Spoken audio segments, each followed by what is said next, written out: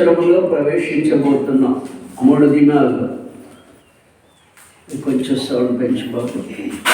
3 దినాల్లో నూతన సంవత్సరంలో ప్రవేశించబోతున్న మన నిర్ణయాలు, తీర్మానాలు ఎలా ఉన్నాయి? ఈ సంవత్సరం అంతా ఎన్నో శోధనలు వచ్చి ఉండవచ్చు, ఎన్నో ఇబ్బందులు వచ్చి ఉండవచ్చు, రోగాలు వచ్చి ఉండవచ్చు, ఆర్థిక సమస్యలతో సతమతమైపోయి ఉండవచ్చు. అన్నీ బాగున్న కుటుంబంలో అసమాధానం అలుముకొని శాంతి లేక జీవించి ఉండవచ్చు దేవుని బిడ్డలారా. అయితే నూతన సంవత్సరంలో నీవు నీ కుటుంబము దీవించబడాలని దేవాది దేవుని యొక్క ఆశ, ఆకాంక్ష. మరి నూతన సంవత్సరంలో నువ్వు దీవించబడాలి, ఆశీర్వదించబడాలి, క్షేమంగా ఉండాలని కోరుకుంటున్న ప్రతి బిడ్డ దేవునితో ఒక తీర్మానం చేసుకోవాలి. గుర్తుంచుకోండి మాట. 31వ తారీఖు రాత్రి నువ్వు వాగ్దానం తీసేటప్పటికీ దేవుని దగ్గర ఒక తీర్మానం చేసుకోవాలి. ఒక తీర్మానముతో ఆ తీర్మానము నేను ఆశీర్వదించేదై ఉండాలి. ఆత్మ సంబంధమైన తీర్మానమై ఉండాలి. ఆత్మ సంబంధమైన తీర్మానం ఎవరు చేసుకుంటారో వారికి ఆత్మ సంబంధంగాను, ఆర్థికంగాను, శారీరకంగా కూడా దైవాశీర్వాదాలు వస్తాయి. నిత్యముగా నీ తీర్మానమును బట్టి అది ఆత్మ సంబంధమైన తీర్మానం అయితే ఆర్థికంగాను, ఆత్మీయంగా కూడా నువ్వు ఆశీర్వదించబడి శారీరకంగా కూడా మంచి ఆయురారోగ్యాలతో అభివృద్ధి చెందుతావు. ఏ తీర్మానం చేసుకోవాలి? ఆత్మ సంబంధమైన తీర్మానం. బైబిల్లో కొంతమంది భక్తుల్ని మనం పరిశీలించినట్లయితే వారు చేసుకున్న తీర్మానాలు దేవునితో చాలా దగ్గర సంబంధం. దేవునితో, దేవుని మందిరముతో వాడు చేస్తున్న తీర్మానం ఆశ్చర్యపరిచేదిగా ఉంది. కాబట్టి 3 దినాలలో నీవు నేను కూడా నూతన సంవత్సరంలో ప్రవేశించబోతున్న మనము నూతనమైన వాగ్దానాన్ని స్వతంత్రించుకోబోతున్నాం. ఏ వాగ్దానం అది? ఒక నూతనమైన వాగ్దానాన్ని స్వతంత్రించుకోబోతున్నాం. కాబట్టి ఆ వాగ్దానము నీకు దేవుడు దీవెనకరమైంది, ఆరోగ్యకరమైంది, క్షేమకరమైంది, అభివృద్ధికరమైన వాగ్దానం ప్రభు నీకు ఇవ్వాలంటే నిత్యము ఒక తీర్మానం కావాలి. బైబిల్లోకి 2-3 భక్తుల్ని మనం చూద్దాం. వాళ్ళ తీర్మానాలు ఎలా ఉన్నాయో. లోక సంబంధమైన తీర్మానాలు కాదు వాళ్ళు చేసుకుంది. దేవునితోనూ, దేవుని మందిరముతో వాళ్ళు తీర్మానం చేసుకున్నారు. గుర్తుంచుకోండి, నువ్వు ఆత్మ సంబంధమైన తీర్మానం ఒక్కటి చేసుకున్నట్లయితే ఆ తీర్మానం ప్రకారము 2025వ సంవత్సరం అంతా నువ్వు నడిస్తే నిత్యముగా ఆర్థికపరమైనటువంటి దీవెన, ఆరోగ్యపరమైన దీవెన, ఆత్మ సంబంధమైన దీవెన, 3 దీవెనలు మన మీదకి వస్తాయి. నీకు ఇచ్చే వాగ్దానం కూడా తండ్రి నీ చేయి పట్టి నీకు ఏ వాగ్దానం ఇవ్వాలో అదే ఇస్తారు ఆ సమయంలో. కాబట్టి తీర్మానమును బట్టే వాగ్దానం ఉంటుంది. అశ్రద్ధ చేయకూడదు, అశ్రద్ధగా ఉండద్దు, అశ్రద్ధగా నడవద్దు, అశ్రద్ధగా ఆలోచనలు రాకూడదు. శ్రద్ధ కలిగి దైవాశీర్వాదాలు పొందుకునే ఆలోచనతో ఒక తీర్మానం చేసుకోవాలి. కొరహు కుమారులు చేసుకున్న తీర్మానం చేద్దాం. ఫస్ట్, ఈ సంవత్సరం అంతా నువ్వు ఒకవేళ ఆ రీతిగా జీవించవేమో, 2025 నువ్వు వేరై దేవునితోనూ, దేవుని మందిరముతోనే సహవాసం కలిగి ఉంటానని ఈ రోజు నుంచే నువ్వు ఒక తీర్మానంతో, మంచి ఆలోచనతో ఉన్నట్లయితే దైవాశీర్వాదాలు నిత్యముగా 31 రాత్రి నీ మీదకి వచ్చేస్తాయి. 12 గంటలకి స్తుతి ఆరాధన జరుగుతుండగానే దైవిక శక్తి నీ మీదకి దిగొస్తుంది. దేవుని మీద ఏమిటి? కౌరవ కుమారులు చేసుకున్న తీర్మానం 84వ కీర్తన 10వ వాక్యాన్ని చూద్దాం. కౌరవ కుమారులు చేసుకున్న తీర్మానం 84వ కీర్తన 10వ వాక్యమును మనం చదువుకుందాం. కౌరవ కుమారుల తీర్మానం చూడండి ఎలా ఉందో. నీ ఆవరణములలో ఒక్క దినము గడుపుట 1000 దినముల కంటే శ్రేష్టము. హల్లెలూయా. తర్వాత చదువు. భక్తిహీనుల గుడారములలో నివసించుట కంటే నా దేవుని మందిర ద్వారమునొద్ద నుండుట నాకు ఇష్టం. హల్లెలూయా. సంవత్సరం అంతా భక్తిహీనులతో గడిపేవేమో, లోకస్తులతో కలిసి మాటల్లో గడుపుతూ సమయాన్ని వ్యర్థం చేసుకుని అనేక ఆరాధనలకు దూరమయ్యేవేమో దేవుని బిడ్డ. ఇక్కడ కోరా కుమారుల తీర్మానం ఎంత చక్కగా ఉందో చూడండి. వారు మాట్లాడుతున్న మాట, భక్తిహీనుల గుడారములలో నివసించుట కంటే నా దేవుని మందిర ద్వారమునొద్ద నుండుట నాకు దేవునికి స్తోత్రం. హల్లెలూయా, హల్లెలూయా. 2025 లోకస్తుల సహవాసం మానేయగలరా దేవుని బిడ్డలారా? భక్తిహీనులు అంటే లోకస్తులు. క్రైస్తవులలో కూడా లోకస్తులుగా జీవించే వారిని భక్తిహీనులు అంటారు. క్రైస్తవులు కూడా లోకస్తులుగా జీవించే వారిని ఏమంటారు? భక్తిహీనులు. చెప్పాలి, ఏమంటారు? భక్తిహీనులు. అలాంటి వారితో నువ్వు కాలయాపన చేస్తుండొచ్చు ఈ సంవత్సరం అంతా. అలాంటి వారితో ఈ సంవత్సరం అంతా నువ్వు సహవాసం చేస్తూ ఉండవచ్చు. చేసి ప్రార్థనాత్మ తగ్గిపోయి ఆరాధన క్రమాలు తప్పించుకుని ఉండవచ్చు. క్షమించమని దేవుడిని అడిగి, తండ్రి అయినా నాకు సజీవుడుగా సజీవురాలుగా నన్ను నా కుటుంబాన్ని ఉంచారు. ఈ సంవత్సరం అంతా నేను మీకు ఇష్టమైనటువంటి జీవితాన్ని జీవించలేదు. భక్తిహీనులతో సహవాసం, లోకస్తులతో సహవాసం చేసి అనేక ఆరాధన క్రమాలను నేను పాటించక తప్పించబడ్డాను. అనేక ఆరాధనకు నేను దూరమయ్యానయ్యా. ఇదిగో నేను ఒక తీర్మానం చేసుకుంటున్నాను. మొట్టమొదటిగా నేను ఒక తీర్మానం చేసుకుంటున్నాను. ఈ సంవత్సరము నేను భక్తిహీనులతో లోకస్తులతో సహవాసము చేయనయ్యా. నీ మందిరములో ఉన్నటువంటి నాయన మేలుల కోసం, నీ మందిరములో ఉన్న దీవెనల కోసం, నీ మందిరములో ఉన్న వాక్యము కోసం, నీ ప్రసన్నత కోసం నేను తీర్మానం చేసుకుంటున్నా. ఇక నుంచి నీ మందిర ఆవరణములలో ప్రతి ఆదివారం నేను ఉంటానయ్యా. హల్లెలూయా. నా దేవుని మందిర ద్వారమునొద్ద నుండుట మేలంటున్నాడు కోరా కుమారుడు. మందిర ద్వారం దగ్గర ఏముంటాయని చెప్పాను మీకు? చెప్పులు ఉంటాయి. దేవుని పిల్లల చెప్పుల దగ్గర కూర్చున్నా నేను ధన్యుడినే. మందిర ద్వారమునొద్ద నుండుట నాకు ఇష్టము అని మాట్లాడుతున్నాడు మొట్టమొదట కోరా కుమారుడు. ఒక తీర్మానం చేసుకుంటున్నారు. ఇక భక్తిహీనులతో మేము సహవాసం చేయమయ్యా. భక్తిహీనులతో సాంగత్యము చేయము.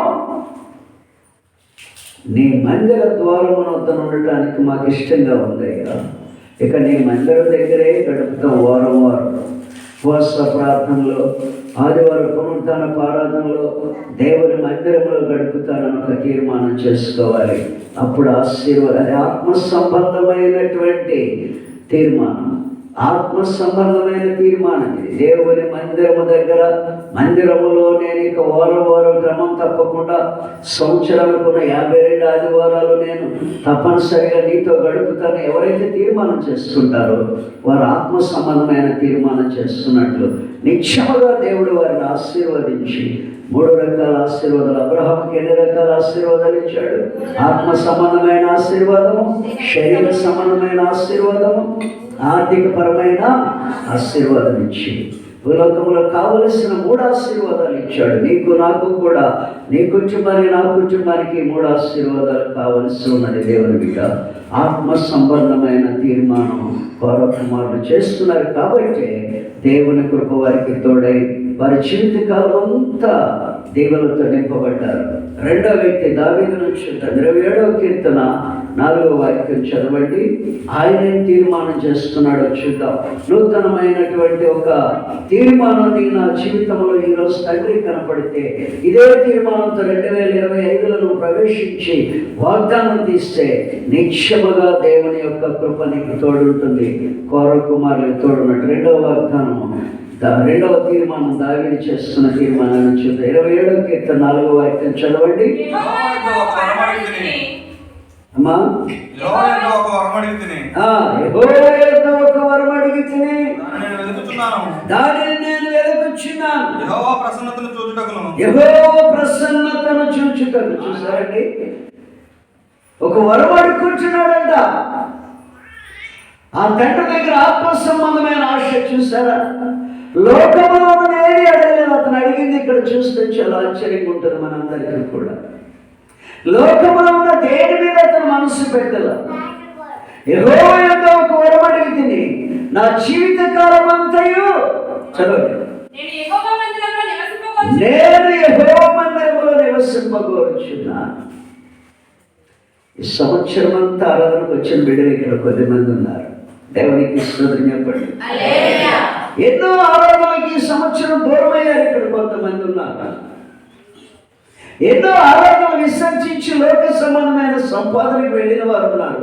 లోకంలో ఉన్న ఫంక్షన్లకు వెళ్ళిన వారు ఉన్నారు. కానీ దావీదు అంటున్నా, జీవిత కాలం అంతయు యెహోవా మందిరములో నివసింపగోరుచున్నాను. దేవునికి మహిమ కలుగును గాక. ఆత్మ సంబంధం ఎంత గొప్ప తీర్మానం చూడండి. రెండవ వ్యక్తి దావీదు తీర్మానం చూస్తే ఆశ్చర్యం. వరం అడుగుతున్నాడంట.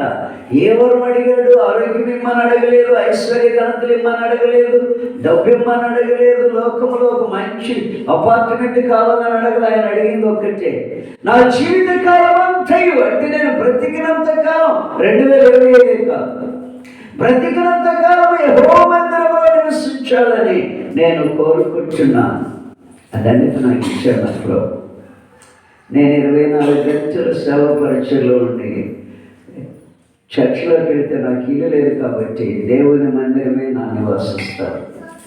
నేను అడుక్కున్నాడు, నేను అడుక్కోకుండా నా తండ్రి ఇచ్చాడు నాకు. హల్లెలూయా. 25 సంవత్సరాల సేవలో 25 ఏళ్ల నుంచి మందిరంలోనే మందిరాలు కట్టుకుంటూ వెళుతున్నాను. కానీ ఇల్లు కట్టుకోవాలని ఆశ, ఆలోచన నాకు రాలేదు. నా ప్రభు ఇవ్వలేదు కూడా. నాకు దేవుడు మందిరమే నా నివాసిస్తాను. మీలో చాలామందికి తెలుసు. హల్లెలూయా. అందులో ఒక ఇనప మంచం ఉంటుంది. ఆ మంచం మీద 3-4 దిండులు ఉంటాయి. ఎక్కువ కావాలి కాబట్టి అక్కడ 2-3 దుప్పట్లు ఉంటాయి. దేవునికి స్తోత్రం చెప్పండి. ఈయన కోరుకుంటున్నాడు, నా జీవిత కాలం అంతా నీ మందిర ఆవరణంలోనే నివసించాలయ్యా, నివసించాలని కోరుకుంటున్న ఆశపడుతున్నాడు, తీర్మానం చేసుకుంటున్నాడు. జీవితకాలం అంతా మందిరంలోనే. నువ్వు చేసుకోగలవా దేవుని బిడ్డ? తీర్మానం చేసుకుంటే ఎంత ధన్యులో తెలుసా?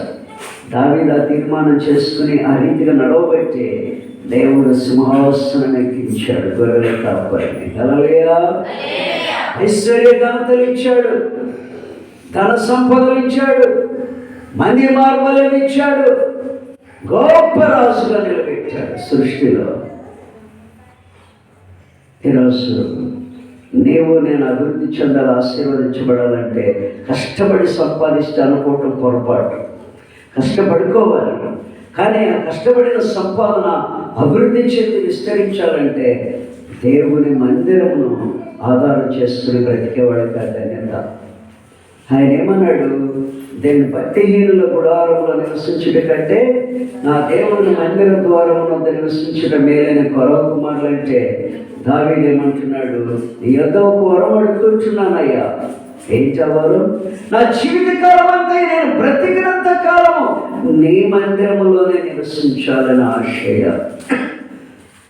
దేవుడు ఆ భక్తులు కోరుకున్న కోరిక గొప్పది కాబట్టి, ఆ రీతిగా వారు నడిచారు కాబట్టి అందరం ఎక్కించాడు తండ్రి.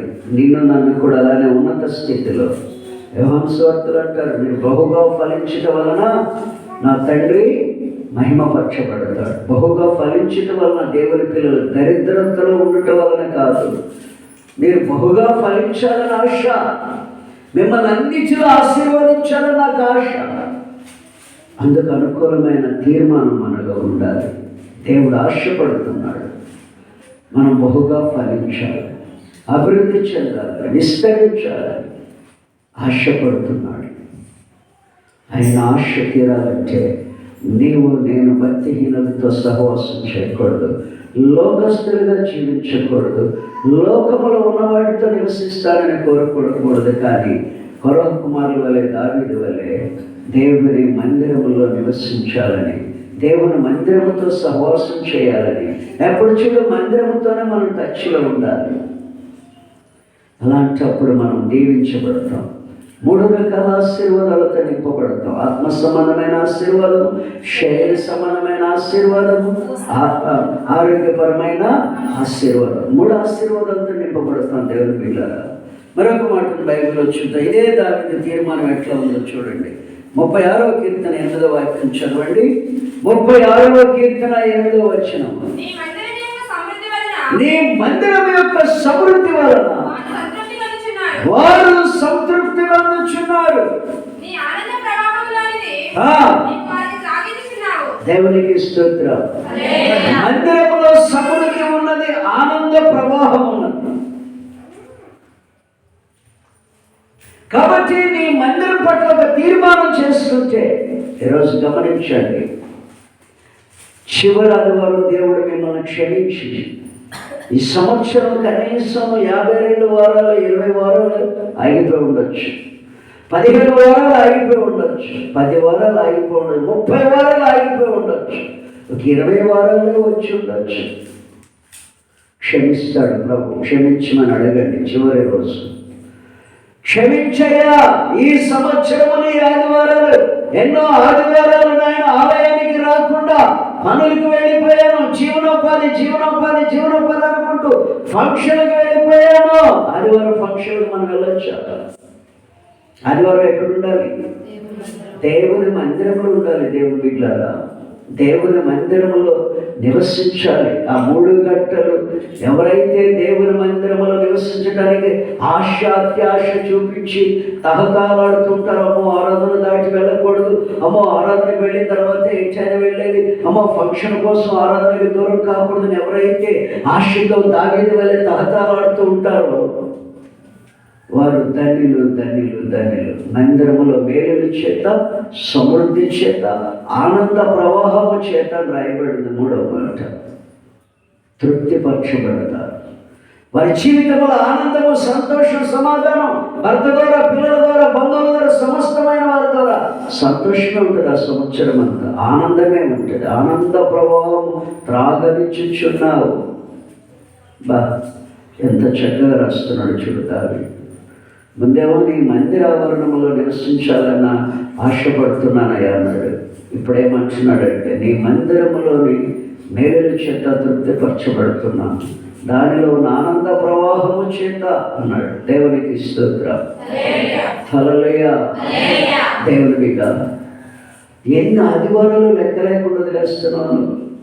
భక్తులను చూస్తే చదువుకుంటూ వెళ్తే ఎంతమంది భక్తులు ఆదివారం ఆరాధన కోసం తహతలాడిపోతున్నారు. అనుష్య గారు ఎప్పుడు అంటారు, లాయర్ గారు అన్ని కార్యక్రమాలు ఆదివారం పెట్టాలని చూస్తారయ్యా, ఆదివారం ఆరాధనకు రావాలని నేను ఆయన చెప్పా, ఆరాధన అయ్యాక తీసుకెళ్ళండి ఎక్కడికైనా అని చెప్పాను అని నాతో చెప్పి ప్రార్థన చేయి, ఆదివారం క్యాన్సిల్ అయిపోవాలని ఎన్నోసార్లు నాకు అనుష్య గారు చెప్పేవారు. ఆదివారం గుడికి రాకుండా నేను ఉండలేనయ్యా. నిజమే, ఒక్క ఆదివారం కూడా ఆగల. ఇక్కడ మీకు కనబడిన ఆదివారం మొత్తగూడెం చర్చిలో ఉన్నారు వాళ్ళు. ఇక్కడ మీకు కనబడిన ఆదివారం ఎక్కడున్నారు? మొత్తగూడెం చర్చిలో ఉన్నారు. ఇటు రాలేని పక్షమైన లేట్ అయితే మొత్తగూడెం చర్చికి వెళ్ళిపోతారు. మనకున్న చర్చిలో ఆ చర్చికి వెళ్ళిపోతారు. దేవుని బిడ్డలారా, దేవుని మహిమ ప్రభావములు నిన్ను వెంబడించాలంటే, కాపుదల భద్రత నీకు నీ కుటుంబానికి ఉండాలంటే, ఆదివారపు ఆరాధన గట్టి పరిస్థితుల్లో దూరం కాని బిడ్డలు ధన్యులు. ఆదివారపు ఆరాధనకి దూరమై దీవెనలు కోల్పోతున్నారు. ఒక్క దినము నా సన్నిధిలో నివసించుట 1000 దినాల శ్రేష్టం. ఒక్క దినమైన సన్నిధిలో గడుపుట 1000 దినాల శ్రేష్టమైన ఆశీర్వాదాలు మనకున్నాయి. ఒక్క దినమే కదా అని ఆగుతూ ఉన్నారు అనేకులు. 2 వారాలే కదా అంటున్నారు. కొంతమంది నెలకు ఒక్కసారే వచ్చేవారు అంటున్నారు. అందుకనే కుటుంబాలలో అశాంతి, కుటుంబాలలో దరిద్రత, కుటుంబాలలో సంతోషం లేదు. నువ్వెంత కష్టపడినా చీలులు సంచులు వేసినట్లే. కేవలం ఆదివారపు ఆరాధన ఆలస్యంగా వచ్చేవారు కొంతమంది, అయితే పూర్తిగా ఆగిపోయేవారు కొంతమంది. ఇలాంటి వారిని వెంబడించేదవి దరిద్రత, అశాంతి, అసమాధానము, తృప్తి లేని జీవితము, దరిద్రత, రోగాలమయము. చిన్న చిన్న వయసుల్లోని రోగాలు.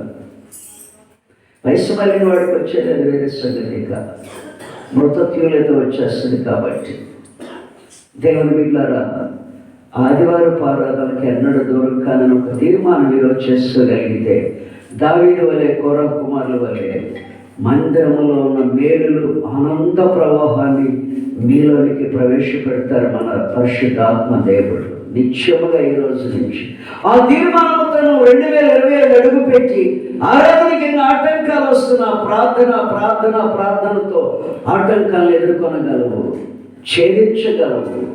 ప్రతి వారం దేవుని ఎదుట కనపడగలవు. ఆయన కృపని పొందుకుని ఆయన వాక్యము చేత బలపడగలవు. హల్లెలూయా. 4వ మాటను చూద్దాం. పరిశుద్ధ గ్రంథం ఇదే దావీదు అంటున్నాడు. చదవండి అమ్మ. 122వ కీర్తన 1వ వాక్యం చదవండి. 122వ కీర్తన 1వ వాక్యం చదవండి. యెహోవా మందిరమునకు వెళదామని జనులు నాతో అనినప్పుడు నేను సంతోషించితిని.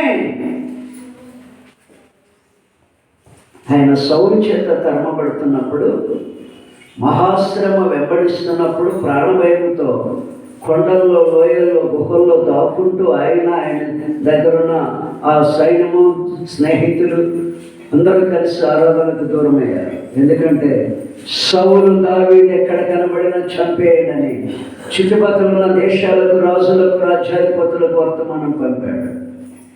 ఆ సమయంలో సౌలుని ఎదురు తిరిగి చంపలేక కాదు, కానీ దేవుని చేత అభిషేకించబడిన వాడిని నేను ముట్టకూడదని ఒక తీర్మానం చేసుకుని, సౌలంతా పగ సాధిస్తున్న యుద్ధ వీరుడైన దావీదు దాగి తిరగటానికి కారణం ఏంటంటే, సౌలు దేవుని చేత మొదట అభిషేకించబడ్డాడు. దేవుని చేత అభిషేకించబడిన వారిని నేను ముట్టకూడదు, కొట్టకూడదు, తిట్టకూడదు, చంపకూడదు, దూషించకూడదని ఒక బలమైన దేవుని భయంతో తీర్మానంలో ఉన్నాడు. కాబట్టి దాక్కుంటున్నాడు.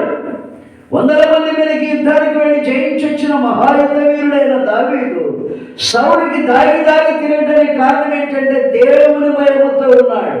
హల్లెలూయా. దేవుని భయంతో ఉండి కొండల్లో, గుహల్లో, లోయల్లో దాక్కుంటూ ఆరాధనకి దూరమయ్యాడు. ఒక దినాన చెడులు అన్నారట, అయ్యా దేవుని మందిరానికి వెళదాము. చాలా కాలమైంది కదయ్యా, దేవుని వాక్యం వెనక ఏంటి మనకి ఇదంతా, మన మందిరానికి వెళదామయ్యా అని ఎప్పుడైతే తీర్మానం చేస్తున్నారో, ఆ మాట వినంట దావీదు సంతోషిస్తున్నాడంట, ఆనంద పరవశుడైపోయాడట. ఆయన దేనిలో సంతోషించుంటాడో నాకు తెలియదు, కానీ దేవుని మందిర విషయంలో ఆనంద పరవశుడవుతాడట దావీదు. దేవుని ఆరాధన ఆలయం అనగా మందిరంలో నివసించాలన్న ఆనందముతో ఉప్పొంగిపోయాడట. అందుకే ఆయన తీర్మానం చాలా గొప్పది. దేవుని మందిర విషయంలో చాలా శ్రద్ధ చూపించే వ్యక్తి దావీదు. ఈరోజు ఇక్కడున్న మనలో ఆలయం అంటే వెళ్ళొచ్చులేదు, పోయిన వారం వెళ్ళాక ఈ వారం వెళ్ళకపోతే ఏమైంది లేదు, 1-2 వారాలు వెళ్ళకపోతే ఏమైంది, చాలా సింపుల్గా తీసిపడేస్తాం మనం. కానీ భక్తులు ఇక్కడ ఏమంటున్నారో చూడండి. నీ మందిర ఆవరణంలో నివసించుట నాకు ఇష్టమయ్యా, నీ మందిరంలో మేలుల చేత నేను తృప్తి పడాలనుందయ్యా, నీ మందిరంలో ఆనంద ప్రవాహము చేత నేను ఆనందించాలనుందయ్యా, భక్తిహీనుల గుడారంలో నివసించుట కంటే నా దేవుని మందిర ద్వారమునందు నుండుట నాకు మేలయ్యా, నాకు మంచిదయ్యా. ఎంత తీర్మానం! ఈ లాస్ట్ ఆదివారం 52 ఆదివారాలు నువ్వు 15 వారాలు వచ్చావో, 20 వారాలు వచ్చావో, 30 వారాలు వచ్చావో నాకు తెలియదు, కానీ దేవుని సంగమా, దేవుని మందిరమును గురించి ఒక తీర్మానం కలిగి ఉండండి. నాకు తెలిసి మరేమో గారు ఒక ఆరాధన కూడా ఆగి ఉండలేదు. ప్రతి ఆరాధనలో నాకు కనబడతారు. ఇక్కడ కనబడలేదంటే ఆ వారం మొత్తం కూడా చర్చిలో ఉన్నట్లు లేక, నేను వెళ్ళేటప్పుడు గమ్మగారు అంటుంది, మరేమో సృష్టి గారు ఇటు వచ్చారయ్యా, మంచిదమ్మా అక్కడ రాలేదు, ఇటు వచ్చారు. ఆమె దేవుని మందిరం అంటే ఆశ కలిగిన బిడ్డ, దావీదు వలె, కొరహు కుమారుల వలె అతి ఆశ కలిగిన బిడ్డ. ఇక్కడ చాలామంది ఉన్నారు అలాంటి బిడ్డలు.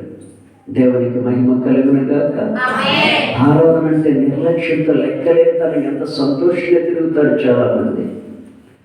ఆరాధన అంటే ఎంత నిర్లక్ష్యం, ఎంత ఆనందంగా తిరుగుతుంటారు చాలామంది. కానీ ఇక్కడ చూస్తే నీవు దీవించబడాలంటే, అభివృద్ధి చెందాలంటే, ఆర్థికంగా బలపడాలంటే, ఆత్మీయంగా బలపడాలంటే, కుటుంబం అంతా సంతోషం సమాధానంగా ఉండాలంటే ప్రతి ఆదివారం దేవుడు నీకు ఇచ్చిన ఆదివారపు ఆరాధన క్రమాన్ని పాటించాల్సిందే. పాటించినప్పుడు నీ కుటుంబంలో నీకు తెలియకుండా నేను వెంబడించే ప్రతి సమస్య శోధన తొలగిపోతుంది. దేవుని బిడ్డలారా, ఆదివారపు ఆరాధనలోని ఆశీర్వాదాలు, ఆదివారపు ఆరాధనలోని దేవుని కృప, ఆదివారపు ఆరాధనలోనే దేవుని యొక్క శక్తిని క్రమకుని ప్రతి అపవిత్రతను దూరపరిచి పవిత్రపరిచే. ఆయన కింద ఒక మాట అంటాడు, చదవండి. ఆ మాట మీకు వినిపించాలని ఆశపడుతున్నాను. యెషయా గ్రంథం 56వ అధ్యాయం, యెషయా గ్రంథం 56వ అధ్యాయం 6-7 వాక్యాలు చదవండి నాన్న పెద్దగా. 56వ అధ్యాయం 6-7 వాక్యాలు. విశ్రాంతి దినమును అపవిత్రపరచకుండా ఆచరించు నా నిబంధనను ఆధారము చేసుకొనుచు యెహోవాకు దాసులై యెహోవా నామమును ప్రేమించుచు ఆయనకు పరిచర్య చేయవలెనని. దేవునికి స్తోత్రం చెప్పండి. హల్లెలూయా. విశ్రాంతి దినమును అపవిత్రపరచకూడదు. అపవిత్రపరచడం అంటే నేనేం చేస్తాను పాస్టర్ గారు నువ్వు అనుకోవచ్చు. నేనెప్పుడు అపవిత్రపరచాను పాస్టర్ గారు నువ్వు అనుకోవచ్చు. దేవుని బిడ్డ, ఆరాధనకి దూరమై లోకంలో ఉన్న వాటితో ఎప్పుడైతే ఆదివారం నాడు కలుస్తావో, లోక పనుల మీద, ఫంక్షన్ల మీద ఆదివారపు ఆరాధనను నిర్లక్ష్యం చేసి ఇంటిలోనే ఉండి వంటల పనిలో ఉంటే ఆదివారపు ఆరాధనను అపవిత్రపరిచినట్లే. విశ్రాంతి దినం అనగా పూర్వదినాలు 7వ రోజు శనివారం పాటించేవాళ్ళు. ప్రభువైన యేసుక్రీస్తు ప్రభుల వారు పునరుద్ధానుడై ఆదివారం లేచారు కాబట్టి అక్కడి నుంచి ఆది అపొస్తలుల కాలం నుంచి ఆదివారపు ఆరాధనలు ప్రారంభమయ్యాయి. పాత దినాల్లో శనివారమే విశ్రాంతి దినమని, 7వ దినమని పాటించేవారు. ప్రభువైన యేసుక్రీస్తు ప్రభుల వారు రాకముందు ఆయన భూలోకానికి వచ్చి శిలువ మరణము నుండి సమాధి చేయబడిన తర్వాత ఆయన చెప్పినట్లుగా నేను 3వ దినాన లేస్తానని ఆదివారమున తెల్లవారుజామున లేచారు ఆయన. అందుకే ఆదివారమే ఆరాధనలు అపొస్తలుల కాలం నుంచి నడుస్తున్నాయి. ఆదివారమే పునరుత్థాన దినం. పునరుత్థానుడై లేచాడు కాబట్టి దానినే పునరుత్థాన దినం అంటారు, ఆదివారం అంటారు. ఇప్పటి కాలంలో విశ్రాంతి దినము కూడా అదే. గవర్నమెంట్ కూడా ఆదివారం సెలవులు ఇచ్చింది. కాబట్టి విశ్రాంతి దినమును అపవిత్రపరచకూడదు. అనగా ఆదివారపు ఆరాధనను అపవిత్రపరచకూడదు. అనగా ఆదివారపు ఆరాధనకి నీవు నేను దూరం కాకూడదు. ఎట్టి పరిస్థితుల్లో 3 గంటలు దేవుడు నీకు ఇచ్చినటువంటి ఆ మంచి అమూల్యమైన దీవెనకరమైన సమయమును సద్వినియోగం చేసుకుంటే అన్ని దీవెనలే. కోరహ అన్నట్లుగా ధనిలము, దావీదు అన్నట్లుగా సంతోషిస్తావు, ఆనంద ప్రవాహమును అనుభవిస్తావు, మేలుల చేత తృప్తిపరచబడతావు. గుర్తుంచుకోండి, ఆదివారపు ఆరాధన విషయంలో తీర్మానం చేసుకోవాలి. ఈరోజు ఒక తీర్మానం చేసుకోవాలి. ఇంకొక మాట చెప్పి నేను ముగిస్తాను. పరిశుద్ధ గ్రంథంలో నుండి కీర్తన 65:4 చదవండి. కీర్తన 65:4. కీర్తన 65:4. నీ ఆవరణములలో నివసించినట్లు నీవు ఏర్పరచుకొని చేర్చుకునేవాడు ధన్యుడు. చాలు, దేవుడు మిమ్మల్ని ఏర్పాటు చేసుకుని చేర్చుకున్నాడు. కానీ మీరు కాళ్ళతాన్ని ఆదివారం ఆరాధన నిర్లక్ష్యం చేస్తూ, ఆదివారం ఆరాధన అంటే లెక్కలేతనంగా జీవించి కుటుంబాల మీదకి రావాల్సిన, పిల్లల మీదకి రావాల్సిన, నీ భార్య పిల్లల మీదకి, నీ ఇంటి మీదకి రావాల్సిన ఆశీర్వాదాలు, మేలులు, సంతృప్తి, ఆనంద ప్రవాహం అన్నీ కాలదనుకుంటున్నారు. అన్నీ కాళ్ళదనుకుంటున్నారు. జాగ్రత్త. ఆదివారపు ఆరాధన అంటే ఏమనుకుంటున్నారు? ఆదివారపు ఆరాధన నిర్లక్ష్యం చేస్తే ఎంత భయంకరమైనటువంటి శ్రమ, శోధనలు వస్తాయి తెలుసాడు మీకు? ఆదివారపు ఆరాధన పాటించాలని చూస్తే సాతానుడికి భయము, వణుకు, ఆందోళన చెందుతాడు. వాడు ఆదివారపు ఆరాధనకు వెళ్ళేవాడితో వాడు చెలగాటు ఆడలేడు, వాళ్ళని పాడు చేయలేడు. ఆదివారపు ఆరాధన క్రమం పాటించే బిడ్డలను చూస్తే దుష్టుడికి భయం. దేవుడి యొక్క దీవెనలు వాడి మీదకి వస్తాయి. ఒక మాట 36వ కీర్తన 8వ వాక్యం చదవమ్మా. 36వ కీర్తన 8వ వాక్యం చదవండి. 36వ కీర్తన 8వ వాక్యం. నీ మందిరం యొక్క సమృద్ధి వలన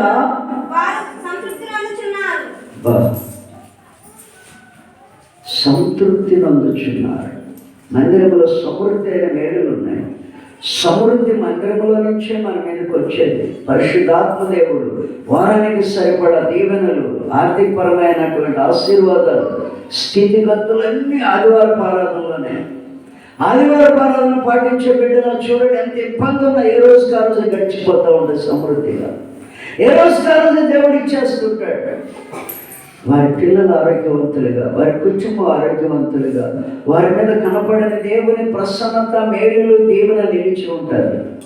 ఆదివారపు ఆరాధన నిర్లక్ష్యం చేసేది. నెలకు ఒకసారి, నెలకు 2 సార్లు వచ్చేవాళ్ళని తేరి చూడండి, ఎంత రాబడి వచ్చినా ఉండదు. అదొక రకమైన శాపం, అదొక రకమైన దోషులు. కాబట్టి దేవుని దృష్టికి దోషుల మీదకి వచ్చే శాపాలన్నీ వస్తూ ఉంటాయి. పిల్లల మాట ఎందులో, భార్యకి భర్తకి సమాధానం ఉండదు, అసమాధానం అలుముకుంటుంది. ఎంత సంపాదించినా తృప్తి ఉండదు. అదే ఆదివారపు ఆరాధనకు వచ్చామని చూడండి, నిరుపేదలైనా సంతోషంగా, ఆనందంతో, క్రీస్తుల గత్తులు వేస్తూ, మంచి ప్రార్థనతో, తండ్రితో మాట్లాడుకుంటూ, మంచి ప్రార్థన జీవితం ఎవరు కలిగి ఉంటారో వారు గొప్ప ధనిలండి. తండ్రితో మాట్లాడుకుంటున్నట్లు లెక్క, ఎప్పుడు తండ్రితో సహవాసం చేస్తున్నట్లు లెక్క, ఎప్పుడు తండ్రి ఎదుట మోకరిస్తే ఆయన సన్నిధి మనకి తోడుంటుంది. హల్లెలూయా, హల్లెలూయా. దేవుని బిడ్డలారా, దేవాది దేవుని కృప ఆదివారపు ఆరాధనలోనే మన మీదకి వచ్చేది. ఒక తీర్మానం చేసుకోనగలవా అని ఫస్ట్లో నేను చెప్పాను. ఈరోజు ఏంటంటే 2025 అంతా కూడా తండ్రి నేను తీర్మానం చేసుకుంటున్నానయ్యా, ఈ భక్తులు నడిచినట్లు నేను నడుస్తాను. కోరహ కుమారులు నడిచినట్లు, దావీదు నడిచినట్లు నేను నడుస్తాను ప్రభువా. అట్టి బలము, శక్తి నాకు ఇవ్వండి. నేను ఎక్కడ ఓడిపోకూడదు. ఆదివారపు ఆరాధనలకు దూరమే. జయము జీవితం నాకు కావాలంటే ఆదివారపు ఆరాధనలోనే తండ్రి. ఆదివారపు ఆరాధనకు వెళితే వచ్చే శ్రేష్టమైన 1000 దినాల ఆశీర్వాదాలు నేను పొందుకోవాలి ప్రభువా. అవి నాకు, నా పిల్లలకి, నా భర్తకి, నా ఆస్తులకి కావాలి తండ్రి అని ఈరోజు ఎవరైతే ఒక తీర్మానం చేసుకుంటారో వారు గొప్ప తండ్రి. అందరూ లేచి నిలబడదాం, అందరూ లేచి నిలబడదాం. బ్రదర్ వెంకటేశ్వర గారు ఆరాధన చేస్తారు.